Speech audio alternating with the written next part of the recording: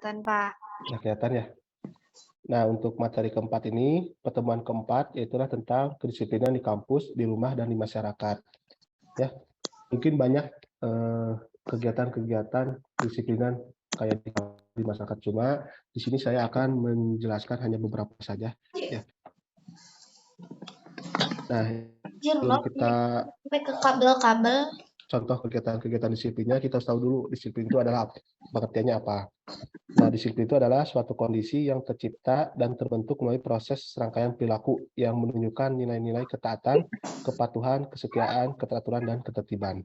Ya, ini pengertian dari disiplin. Tadi juga udah disampaikan kelompok 3.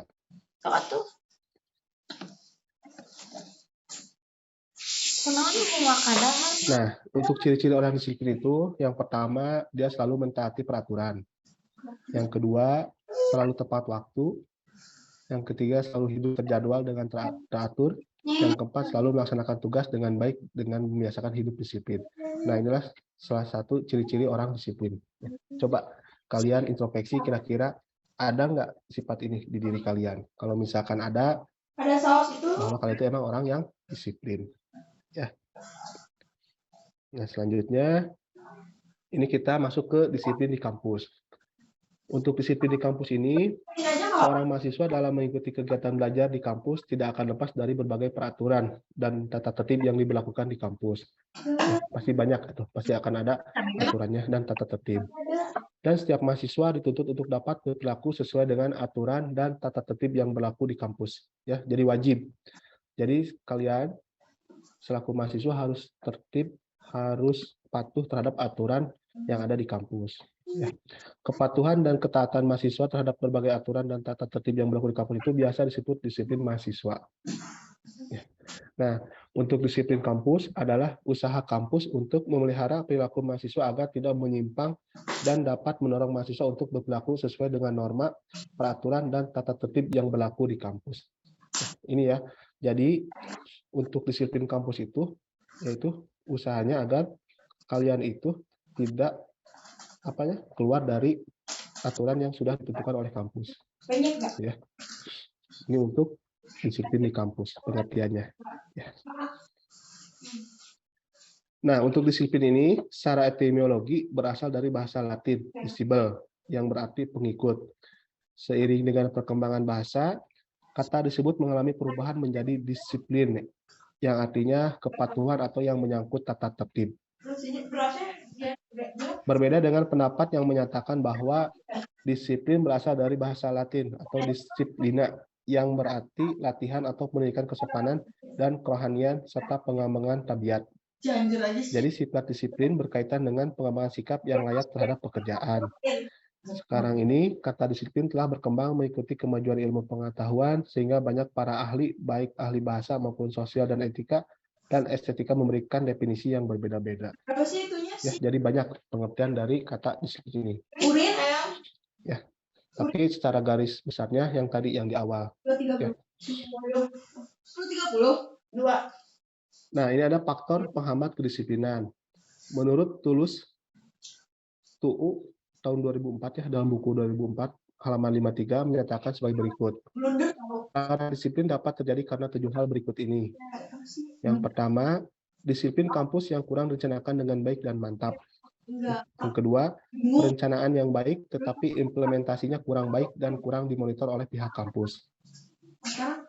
Yang ketiga, penerapan disiplin yang tidak konsisten dan tidak konsekuen. Keempat, kebijakan kampus yang belum memprioritas peningkatan dan pemantapan disiplin kampus. Yang kelima, kurang kerjasama kampus dalam perencanaan dan implementasi disiplin kampus. Yang keenam, kurangnya dukungan dan partisipasi orang tua dalam menangani disiplin kampus secara khusus mahasiswa yang bermasalah. Dan yang terakhir adalah mahasiswa di kampus tersebut banyak yang berasal dari mahasiswa bermasalah dalam disiplin diri. Mereka ini cenderung melanggar dan mengabaikan tata tertib kampus. Ya. Nah, inilah faktor-faktor yang menghambat kedisiplinan di kampus ini. Nah, salah satunya itu adalah dari disiplin dirinya. Kalau misalkan dia sudah tidak disiplin sebelum masuk kuliah gitu, itu sangat susah, cenderung melanggar dan mengabaikan tata tertib kampus. Walaupun sudah ada aturan, atau tata tertib, biasanya dia suka melanggar. Ya. Jadi balik lagi bahwa untuk disiplin ini harus ditanamkan dari diri sendiri dulu. Ya. Nah, cara untuk menanamkan disiplin. Ini ada beberapa cara ya. Yang pertama ada cara otoriter, yaitu menentukan aturan-aturan batasan yang mutlak yang harus ditaati oleh mahasiswa, harus tunduk dan patuh dan tidak ada pilihan lain. Akan tetapi dengan mempergunakan sikap otoriter ini, anak akan memperlihatkan reaksinya, misal menentang atau melawan karena anak merasa dipaksa, maka menentang dan melawan bisa ditampilkan dalam tingkah laku yang melanggar norma dan menimbulkan persoalan pada dirinya. Jadi kalau misalnya kita pakai cara otoriter, biasanya para mahasiswa ini suka dia menentang atau melawan karena dia merasa dipaksa. Dan juga udah dibahas ya, kan ada beberapa cara, katanya yang kelas B ada yang cara dipaksa otoriter atau dari cara kesadaran diri sendiri. Nah kalau misalnya pakai cara otoriter ini kebanyakan kemungkinan atau hal negatifnya yaitu banyak yang menentang atau melawan karena merasa dipaksa. Cara otoriter ini memang biasa digunakan pada permulaan menambahkan disiplin. Ya. Jadi untuk cara otoriter ini hampir dari semua kampus suka menerapkan. Jadi mau tidak mau harus patuh, harus taat terhadap aturan ini. Ya. Waktu kemarin juga PKKMB ya sudah dijelaskan biasanya untuk aturan di kampus kayak gimana. Terus pas kemarin di LDKK sudah dijelaskan ya aturan-aturan apa yang harus ditaati di kampus. Terus yang kedua nih, cara bebas. Untuk cara bebas ini, pengawasan menjadi berkurang. Mahasiswa sudah terbiasa mengatur dan menentukan sendiri apa yang dianggapnya benar. Pada umumnya, kesadaran ini terjadi pada keluarga. Ya, kalau yang tadi biasa kalau di kampus kita suka pakai cara otoriter. Nah, ada juga untuk cara bebas ini yang sering digunakan di dalam keluarga. Kesadaran di dalam keluarga. Keluarga yang keduanya bekerja dan tidak ada waktu untuk mendidik anak dengan baik, yang mana orang tua lebih melimpahkan anak kepada dosen. Ya, misalkan kalau di rumahnya dia orang tuanya sibuk bekerja, dia suka dilimpahkan terhadap dosennya waktu di kampus. Sedangkan orang tua sendiri hanya bertindak sebagai polisi yang mengawasi, menegur, dan mungkin memarahi. Orang tua tidak berinteraksi langsung dengan anak. Oleh karena itu, hubungan anak dengan orang tua tidak baik dan anak akan merasa sendiri sehingga menjadikan perkembangan kepribadiannya tidak terarah. Ya. Contohnya yang broken home ya. Nah, ini nih kasusnya kayak gini. Nah, yang cara bebas ini pengawasannya menjadi kurang. Terus ada lagi nih cara demokratis. Cara ini dilakukan dengan cara memperhatikan dan menghargai kebebasan mahasiswa. Namun, kebebasan sini tidak mutlak, yaitu perlu adanya bimbingan penuh pengertian antara anak dan mahasiswa atau orang tuanya. Dengan cara demokratis, anak akan tumbuh rasa tanggung jawab untuk memperhatikan sesuatu tingkah laku dan memupuk kepercayaan dirinya. Dan jika tingkah lakunya tidak berkenan bagi teman-temannya, maka anak mampu menghargai tuntutan pada lingkungan sekolahnya. Nah, mungkin cara ini yang cocok untuk diterapkan di kita sekarang.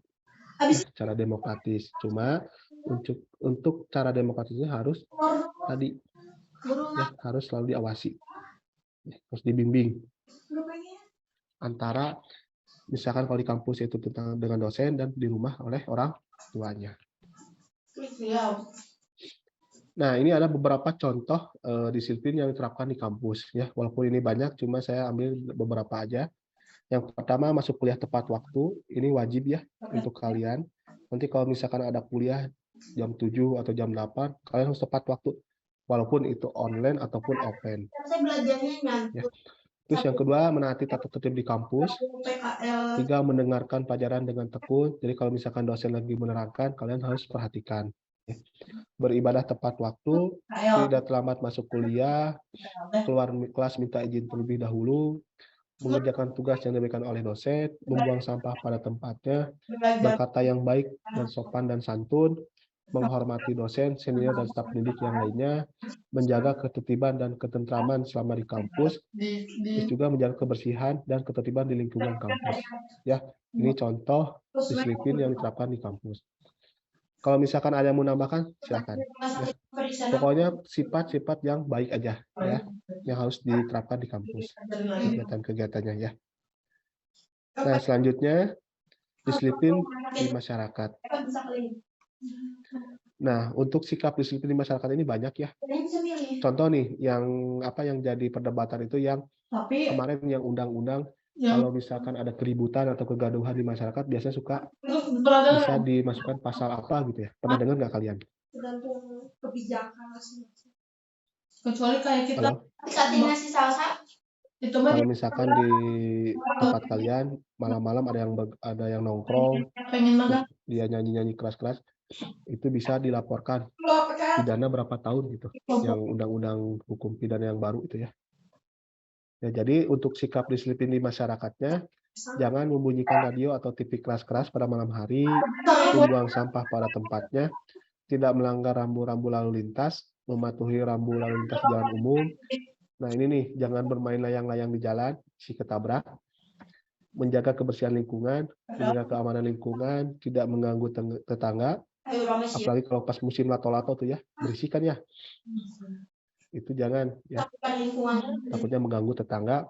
Kesopanan dalam bertamu, hati-hati menggunakan barang milik orang lain, tidak berbuat gaduh, ribut atau tawuran. Ya, ini adalah contoh sikap disiplin di masyarakat. Silakan ada yang mau nambahkan nggak? Ada yang kurang? Nah, kita selanjutnya pindah ke disiplin di rumah. Ya, tadi kan sudah ya, disiplin di kampus sudah, disiplin di masyarakat sudah, sekarang yang terakhir disiplin di rumah. Untuk perilaku disiplin di rumah, ini hanya sebagian aja ya. Nanti ditambahkan saja kalau misalkan ada yang kurang. Yang pertama membantu orang tua, ya ini wajib ya untuk kalian berbakti, ya, bantu-bantu orang tua, mau itu cuci piring, cuci pakaian, setrika pakaian ataupun masak, silahkan. Yang kedua berangkat sekolah tepat waktu.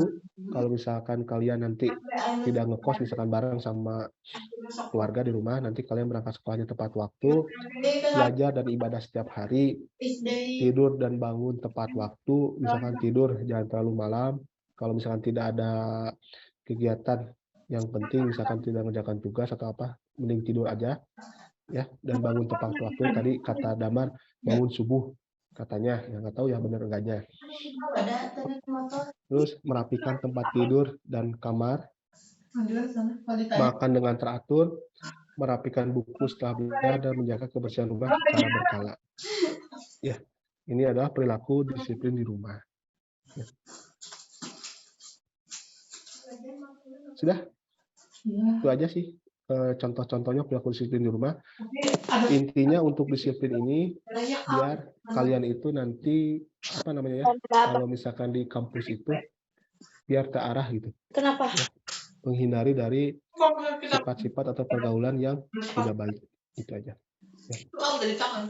Apalagi kalau yang dikhawatirkan itu ya, yang dikhawatirkan sama saya itu ketika kalian jauh dari orang tua, menginjak ke kota gitu ya, ke Cimahi, lingkungan sangat menentukan. Banyak yang salah pergaulan. Saya khawatirnya itu. Ya. Jadi kalian harus disiplin, harus ingat kalian tujuan pertama kuliah itu apa. Ya. Jangan sampai kuliah ini dia jadikan bebas nih, jauh dari keluarga. Jadi pergaulannya tidak terarah gitu ya. Salah pergaulan. Karena tadi lingkungan sangat menentukan. Kalau kalian nanti lingkungannya bagus, insya Allah kalian juga nanti bagus. Kalau lingkungannya kurang bagus, insya Allah pasti pergaulannya juga kurang bagus. Ya. Mungkin dari saya cukup segitu aja materi untuk pertemuan keempat ini tentang disiplin. Silakan apakah ada yang mau ditanyakan atau menambahkan atau apa? Mau minjem 50. Maaf ya saya off cam karena di sini sinyalnya kurang bagus. Wifi-nya kurang bagus di sini. Makanya saya off cam aja. Silakan ada yang mau menambahkan atau enggak? Oh Pak, ini ada yang kurang.